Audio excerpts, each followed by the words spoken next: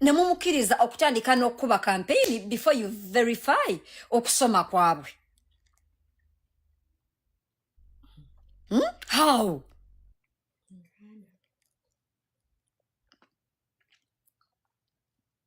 Ate n'ekirala nze mbadde nteesa bannange okusoma si bwe bukulembeze. President Museveni tukusaba ebyo requirements by'okusoma obijjeko Abannayuganda. Nga wadde of course Walukaga yes simuwagira. Naye temusobola kukwata bannange obukulembeze has nothing to do with education. Waliwo wana abantu abasoma bangi nnyo nga basiru babalagavu. Nga boogera Oluzungu naye nga basiru babalagavu.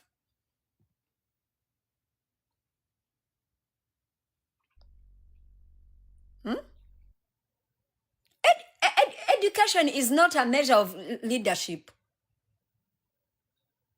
Education is not a measure. Waliwo abantu nga they are very intelligent, nga they are very smart, but they did not go to school because, of course, the limitations of the regime. Omwana n'atasoma. Naye ng'omwana mugezi wano tuyina abaana bali mu bwa sekadamu omwana nga yakoma mu S4.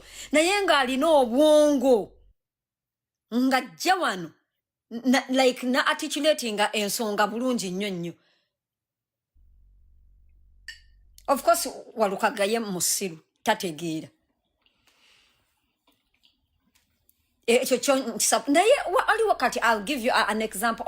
Ojjukira mbu Segirinya bagezaako omudisqualifying. But Segirinya yasavinga abantu be.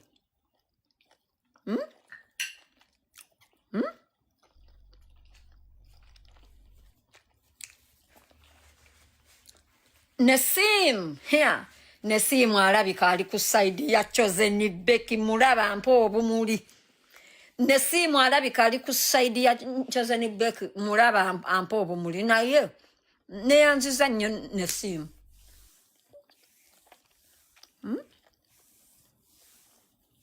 Nesim alabika ali ku side ya abagole.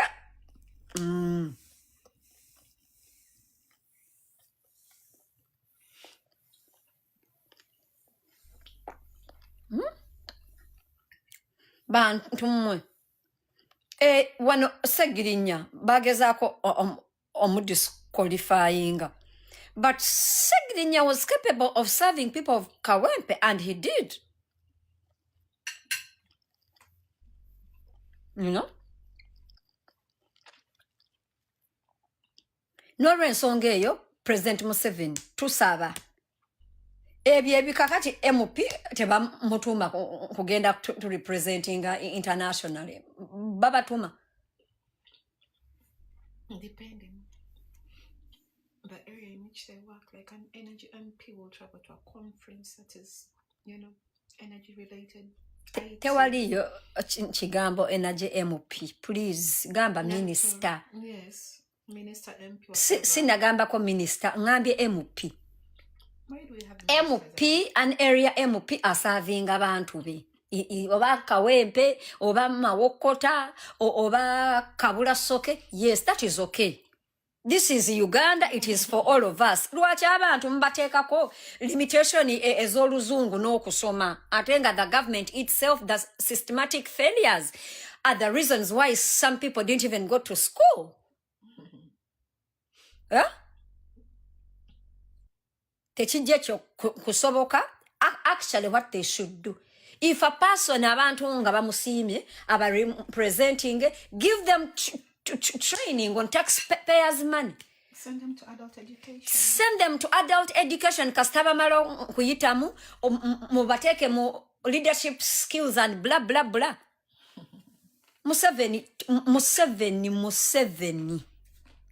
Museveni gino emyaka 5 egigenda okuddako genda kutusanga nga tulaba.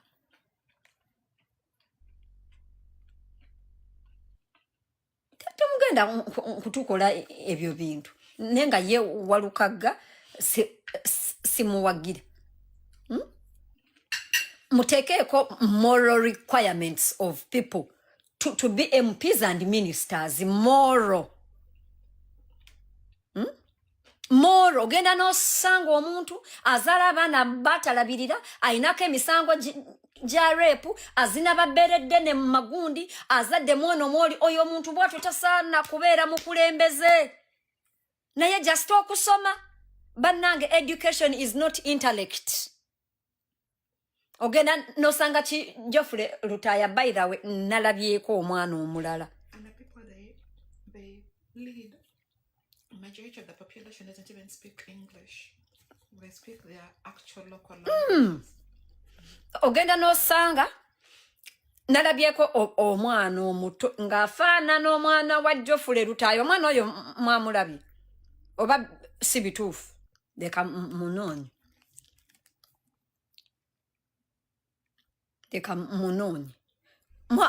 mwabirabyeko mmwe ebyo ebintu nalabyewo omwana ate ng'afaananira ddala muwala wa Nice. Did you guys see that video? I saw.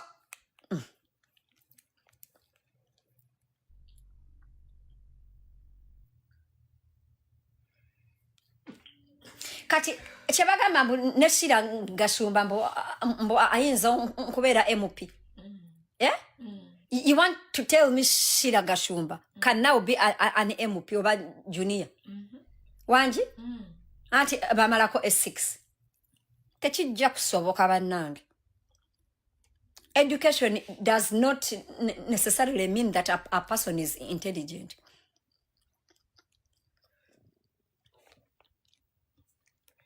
It's like someone speaking English and you think, oh yes, I got a Luzungu, yes, some.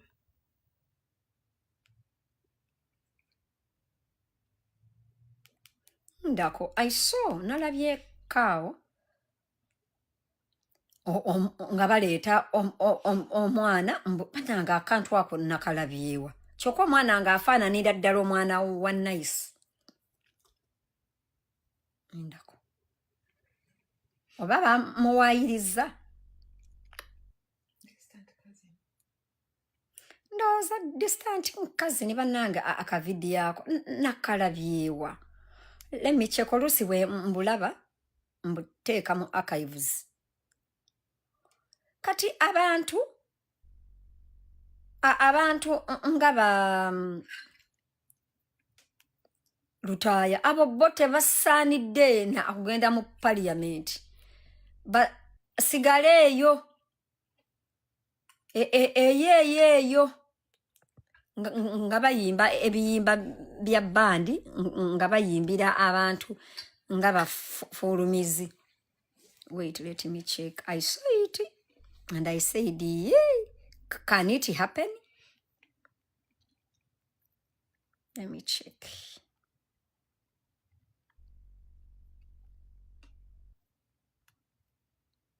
But if it's out there, I wouldn't be shocked. Bannange batandike oku take things like moral requirements. Ogenda n'osanga omuntu yakumpanya dda abantu naye mbu yeesimbye ayagala kubeera mmeeya. N'osanga omuntu yafera dda abantu naye mbu ayagala kubeera MP nga olaba luzi. Abantu no bamukubira ssebo ne mu ngalo.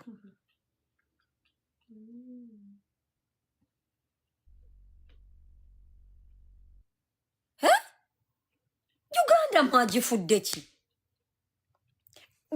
Ogenda n'osanga omusajja nkambuuze abo ba MPs bamwe bemulonda we bagenda okudda bakolayo kikati mbu Hirudamani MP Hirudamani yagenda atya mu parliament ankoleyo ki olwokubanga mbu yayimba double bed mazongoto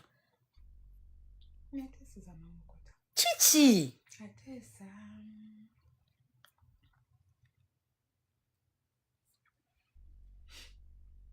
nammwe ne mubalonda Abanauganda bagenda kukeera wano balonde Nina Rose eyeremererwa yeye ng'omuntu. You want to trust a whole constituency with a person that was once in rehab over self-inflicted conditions like drugs? Really? That is why Ebulaya, you apply for a specific job, they run a drug test. Because the fact that you can make choices of destroying your own body, you cannot make decisions for the general public.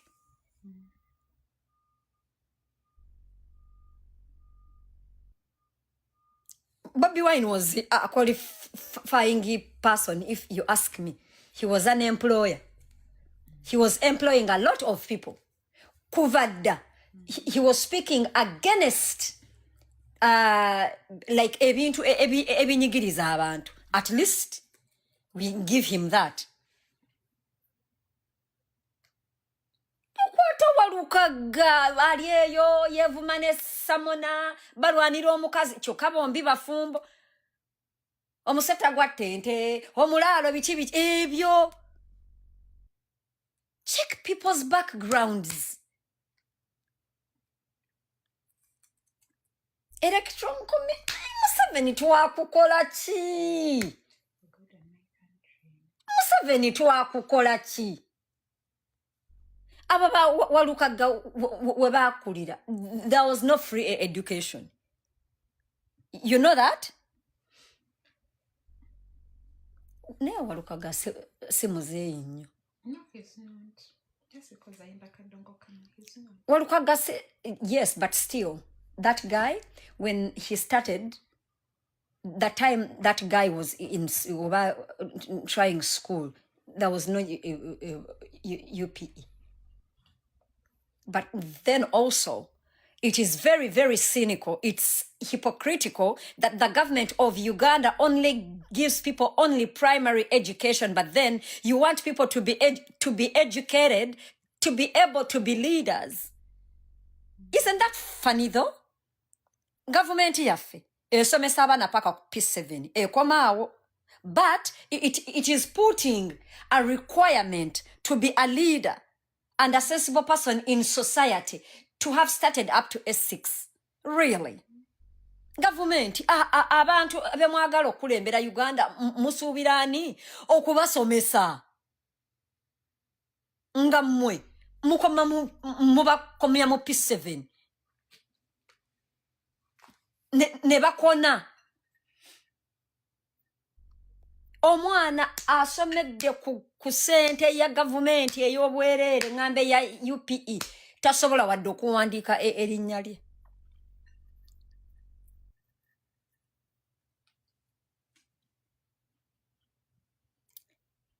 Ulira mbo Senga these days education, free education goes up to S4.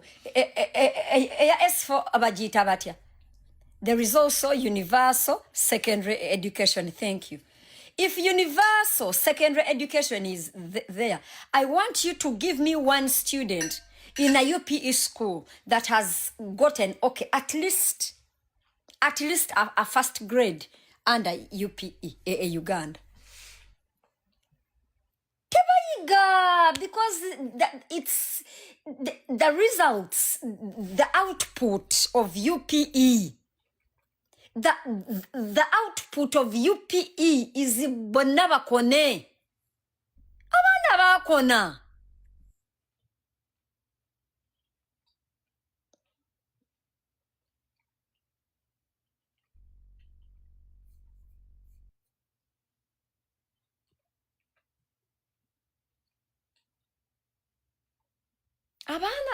If a teacher is a good teacher, private schools are taking them. Basomera wansi wa miti.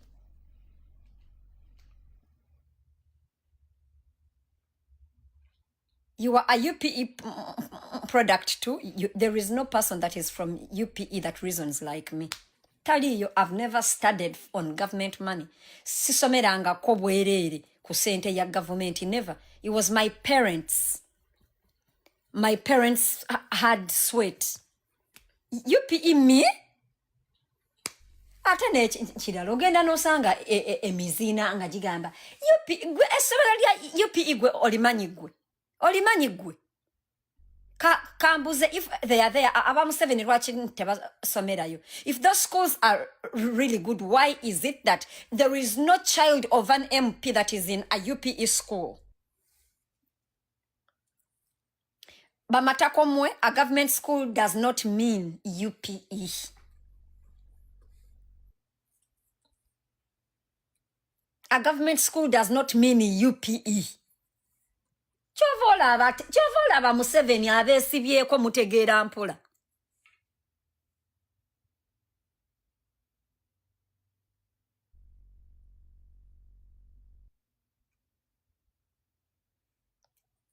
Genda Kasese ondageyo abaana nga they are products of UPE.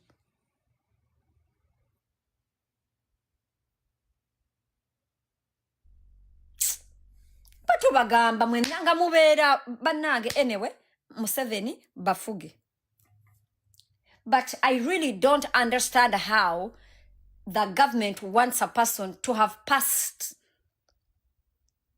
S6 to be an MP nga abaana abayita mu UPE nga abasinga tebayita, because good teachers are employed by private schools. Temubasasula bulungi.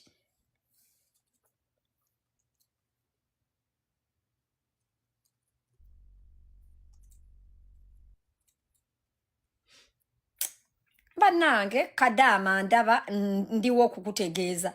A government school does not mean UPE. Ndiwo okubategeeza gano amasomero. Amasomero agedda gemuyita mbu those are government schools. I'll give you an example. 1, Maryhill. 2, Gayaza. 3, Namiryango. 4, Smack. 5, bannange Mengo SS. 6, Rubiri SS. 7, agamasomero ga Bwerere. Those schools were primarily owned by missionaries. Sunsas, yes, King's College Buddo. Are those schools for free? Nange choka wembagamba muwakana choka abawakana basomera manya Progressive Academy. You people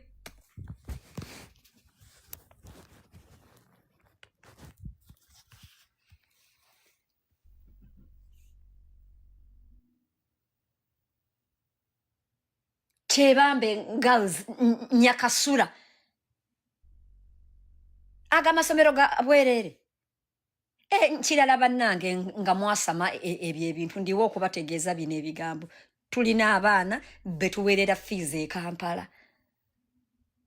Fees tuzisasula tukaaba kubanga tuzijja wala. Actually, one of the reasons why I can afford okusasulira omwana e Kampala is because wano sisasulira mwana.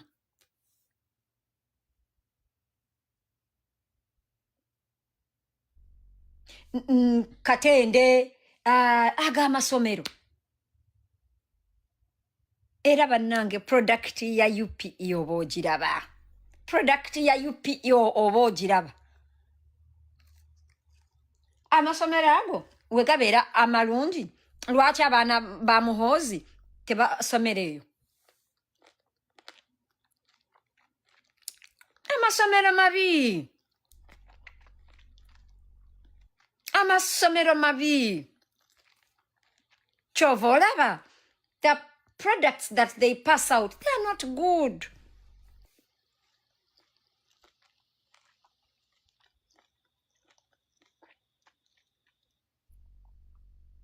Naye ate government bwe mubeera nga musomesa abaana ne batayita mu bischemes byammwe ebya UPE, mulekerawo teekawo public service requirement to serve in public service, okubeera mbu nga wayita nnyo.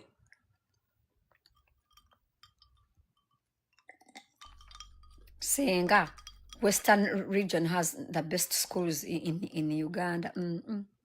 Olimbi It has good schools, but not the best. Owulidde nenga ye naye nga Walukaga atuuka atya n'atuuka n'okkuba lwalo campaigninga bwe yanditaddeeyo application ye ocontestinga interest to contest mwandisunsudde ebipapula bye ne mugamba no tekijja kukola ki kusoboka. Senga, what are you drinking? I'm drinking Baileys. Irish cream.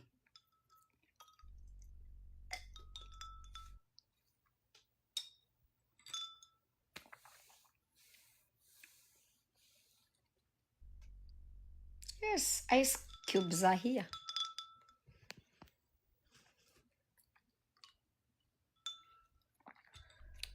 Kategedde akantu gavumenti yaffe bannange gavumenti yaffe abakulembeze baffe abalungi. One of the reasons why the parliament has become a joke is because everything is a joke now. Kati omukulembeze waffe omulungi Museveni obeera otya gwe nga wasoma naye ng'ate abantu b'oyagala okukolera okutuukira ku wansi eno mu bantu aba bulijjo ng'abantu bali awo tebaabasunsula bazalamba n'ababendi ne babalekaawo babbi ba nkoko babbi baaki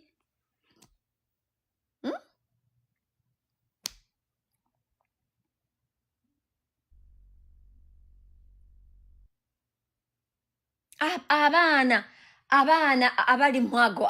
By the way, mbabuulire, if I'm not mistaken, more than 60% of students that are in actual UPE schools ngamba abo abasomera wansi w'emiti ago amasomero nga ga kadongo omwana ow'obuwala abasinga they don't go beyond S2. By S4, by the age of S4 abaana bana.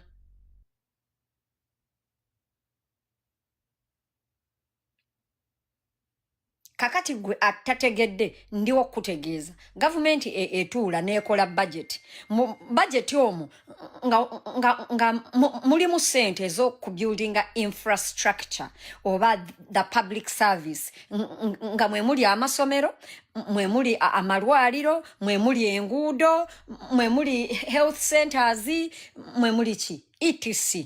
Owulidde esente ze battaddewo okuzimba amasomero aga UPE ne bateekako amabaati ne bateekako biki bapasita mondo ge babba bawe abasomesa obugaali bavugenga nga bagenda okusomesa abaana bapasita mondo sente ze babba.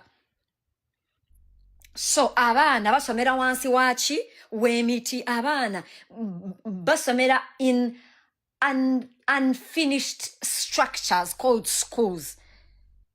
Abaana, they cannot even afford sanitary pads. Agendo tuka ku ssomero. Omwana omunna Uganda ali in an actual UPE school nga bazadde be tebasobola ku affordinga ezo sente. Ayosa ennaku 5 buli mwezi kuba abeera mu kibada.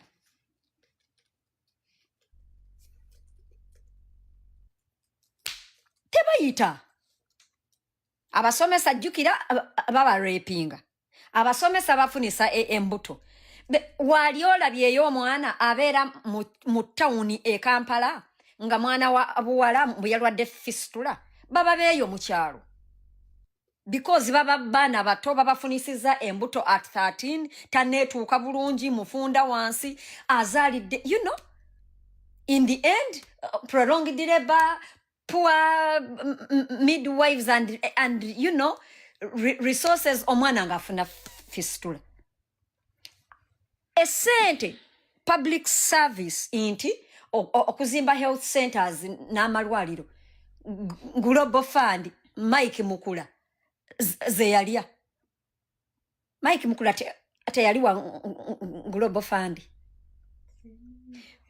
Mike Mukula teyaliwa global fund Remind me. Sente ezomusujja. Wasn't it for Global Fund? But he's a hero in Uganda. He's a hero. He has an aviation school. Yeah. He's a hero in Uganda era yomu kubagaga abomu Uganda. Aina aviation school. Kusente eyomu na Uganda. Iye yakolamu aviation school. Abasasuza obuwanana. Muhwezi, yes. Jimu muhwezi of course yet tebasobola musiba kubanga muganda wa Museveni. Kategedde akantu. Hey.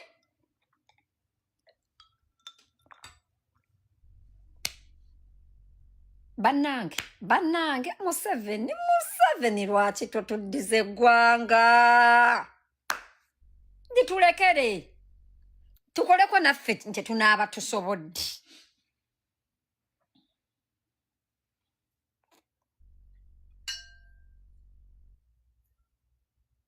Parasites. By the way, Museveni yatugambye we are parasites. Yatugambye we are parasites.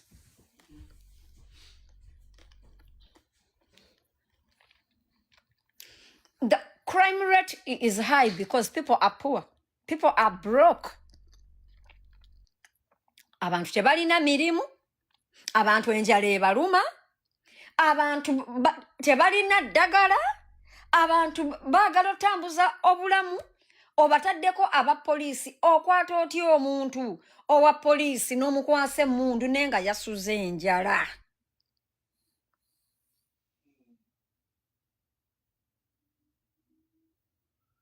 Nga yasuze enjala. That's why abantu ba poliisi bagwa ku bantu abana Uganda n'abakuba emigwa. By the way, nzere kambabuulire nabagamba.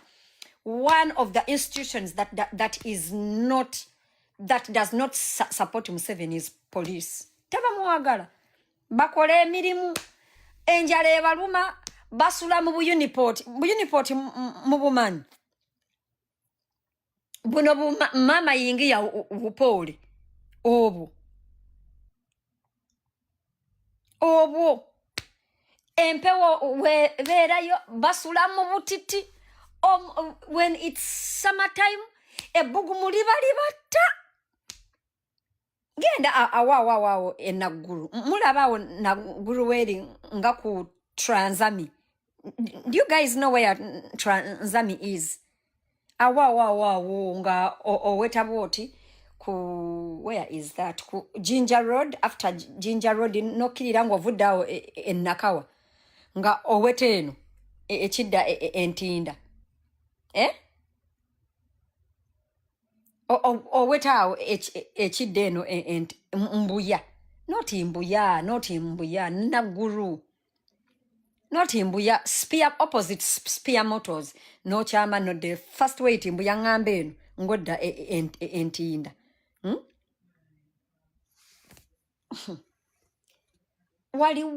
Those people don't even have toilets. Toyizita obubine butambula. Bazaala abaana. Abantu ba poliisi bazaala abaana. One of the reasons why bazaala nnyo, they are frustrated.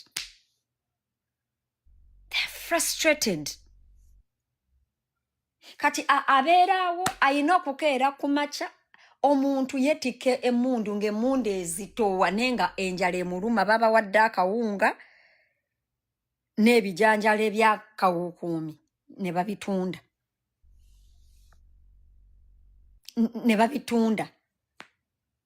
Abitunze ankole ki? Aguliremu omwana w'engatto. Enjala emuluma.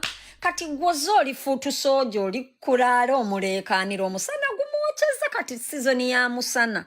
Teyalidde mmere, asitudde mundu, ayina kibbatuuni, omusana munja kugamba madamu don't pass here. Bakugambye yita wano. Gwengo ogaana. Omugamba my rights. Police fuck you. Police brutality nga akuyisaamu awo emigeri. Police teyagala Museveni. Era Museveni akimanyi. akimanyi.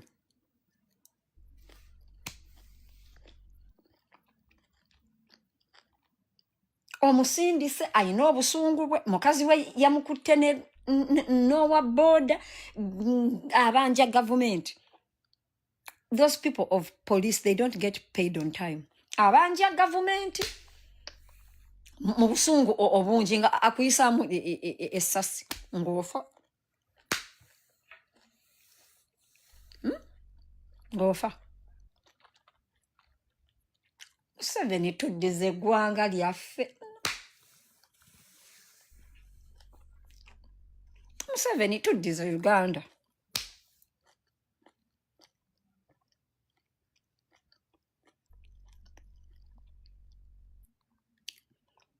The government favors army more than police. I mean, without the army, Museveni has no seat. Museveni has no seat. Actually, Museveni, the only thing that is keeping Museveni in power is the army. Era ababantu ba army bali happy mukwano. They are happy. They are very happy. They are happy.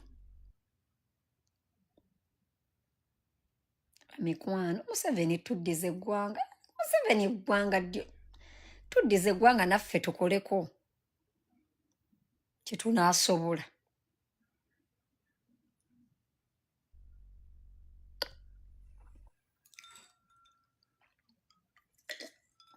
Kati abantu obagoba mu bwa MP mu tebaatuula S6 kugiyita Museveni twagala ojje otuwe statistics from Ministry of Education. Bantu bameka abavudde mu masomero gwe gozimbye nga gavumenti. Nti lino essomero gavumenti yalizimba nemala odizimba neteekamu abasomesa abaana ne basomera bwereere era ne batuula ne bayita tuwe statistics ezo. Museveni ye yasomera wa Museveni yasomera Kyamate n'avaayo n'agenda e Makerere n'avaayo n'agenda Dar es Salaam manya n'avaayo. Museveni aga amasomero ge wasomeramu kuliko ery'obwereere.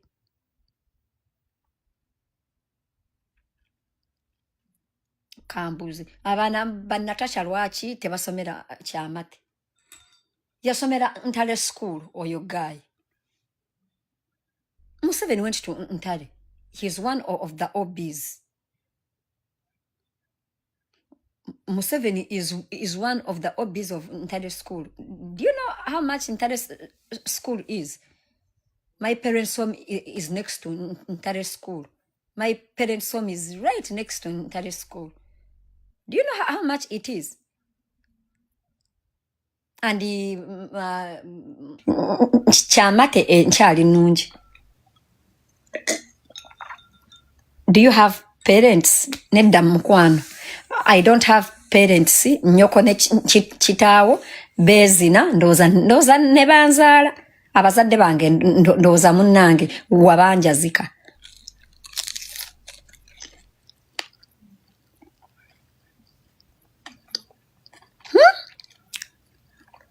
President of Uganda. Ndiwo kutegeeza bino ebigambo.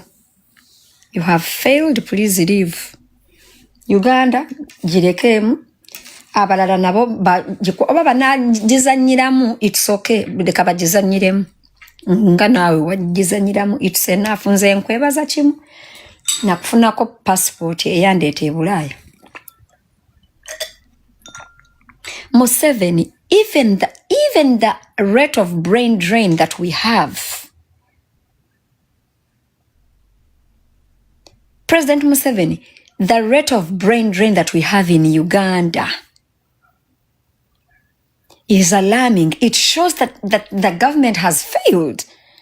Abantu ab'obwongo ab'amagezi abasomye kati buli asoma buli agraduate nga yagifuluma. Buli agraduate nga yagifuluma.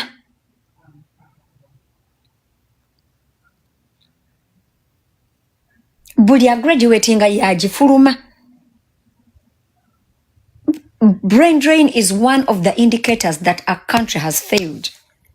And if you realize countries with struggling economies, those are countries whose citizens have left. Basoma, Orumala, Ngabafu. Do you know why Nigeria has a good economy? Aba Nigeria, Bafuruma, never genda, never somera a UK, never somera mu America, Orumala, never die waka. Uganda, a graduating ya Ifuruma.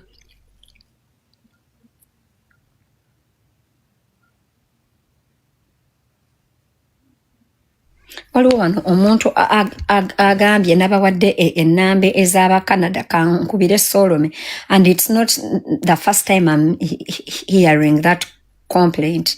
Leka mukubireko. Museveni tuddize eggwanga lyaffe.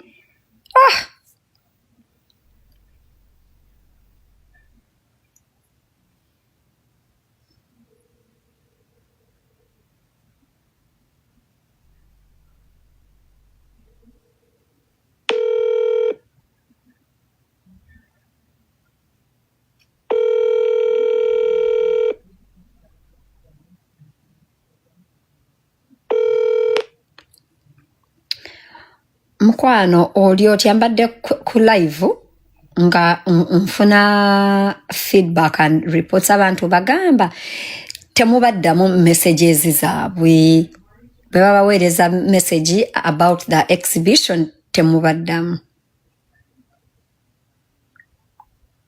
Bannange nze simanyi bannange Oweekitiibwa Museveni nze I love you as a grandfather naye bannange tuddize eggwanga bannange. The system is volongoto si mu bubi. Abaana bagenda ne basoma ne bakola batya n'okwata Kenzo oba yakoma mu kyakumeka omufudde presidential advisor kyokka you are the same person that is putting educational requirements in the fields of leadership. What is Kenzo going to advise you? Full figure. They can't even advise themselves. Kenzo is busy having kids in different women. Full figure is busy abusing us rotten things. No. Museveni munnange. Kola byoyagala. Bw'onoomala onootuddiza eggwanga lyaffe. Tukugambe ki? Hello? Oli otya mukwano? Nenda kukuteekako ku loudspeaker ndi ku live. Abantu babadde bagamba mbu babaweereza message temubaddamu. Kale nteekako nziremu ekibuuzo ekyo. Bakuwulira. Senga, like, you don't know the power you have, I think, over ever since you made, especially the last video, Olunaku, I can get, like, maybe the lowest, like, 50 or 70 calls in the midst of. So, and then also another thing, people are calling me in wee hours because of the time difference. But right now, like if I look on my WhatsApp, nina konga 280 on the WhatsApp for Canada, then 100 and something on the Uganda WhatsApp. And then when you start on this one person, typing it up, so I'm just behind schedule, but I'll get to everybody until the time they call. It's like during work time over wee hours nga saa 10 ez'ekiro oba saa 8. So I just got overwhelming numbers, of course, because of your numbers. It's not like I'm ignoring people, but I'm replying people lwakubanga nti ate abantu abamu era nekino mbadde njagala okitegeeza abantu abamu badde bajja nga bagamba twagala mirimu ne mbagamba Senga teyagambako nti eno conference ya mirimu oba ya jobs okitegeera. This is an exhibition. Era kyekyo kye wali ongambye nti ku weekend you're going to invite me nkomewo nyinyonyola abantu because abantu abamu babadde bamanye mboba ntwala abantu abamba oli agent nti ndi agent Senga Sidi yatugambye otwala abantu Senga Sidi yagambye oyinawo emirimu so kati omuntu by the time omu explainingira chichi ayina okukola then nokudda kumulaka. I'm just overwhelmed. Actually you did a very good job. I just want to give you your flowers right now. It's because of your numbers that I'm behind schedule, but buli omunja mutukako. Kati ndoza ku Sunday wono zukuka like afternoon tujja kuwayo like 1 to 2 hours oje era obanyonyole, but in the meantime osobola okunkolerayo aka video no campa explaining that you're seeing their messages, but their messages are many. They should be patient. Buli muntu ojja kukola ki kumuddamu kumutuukako nkateekeyo. Ngenda chikola Senga, but buli omu ngenda mutukako, but ekira they have to be clear. Tulanga mirimu, you know, ate era walanga exhibition, ate era abantu ndi kubanyonyola like era Uganda obamanyi beetaaga okunyonnyola ennyo.